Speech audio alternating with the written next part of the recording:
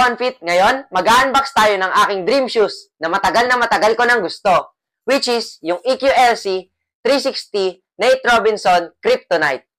So guys, kaya gustong-gusto ko to dahil yung outsole neto ay ginaya at kamukhang-kamukha sa Kobe 9. So guys, kitang-kita naman sa shoes na ito, sa box pa lang panalo ka na dahil yung box neto may storya.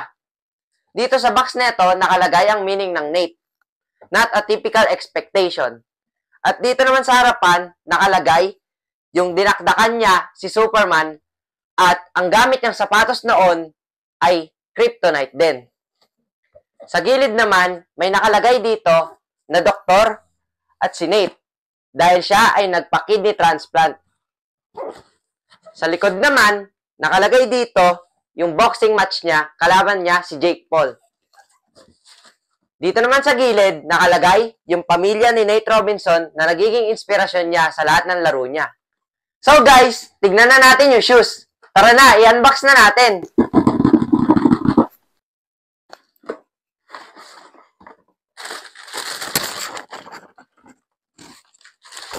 Wow!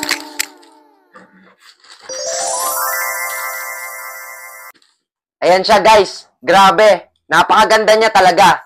Kahit malayo kayo sa court, kitang-kita talaga kayo. Matagal ko na tong gusto, guys. Yan nga pala yung outsole niya na kamukhang-kamukha ng Kobe 9. Kaya gustong-gusto ko tong sapatos na to dahil napakaliit lang ng height ni Nate Robinson pero nanalo siya sa dunk contest nung panahon na yon. Grabe, napaka-pogi talaga. Excited na akong gamitin to sa court dahil alam ko kahit sino itatanong kung anong sapatos to. So kayo guys, wag kayong matatakot mag-try ng ibang brand.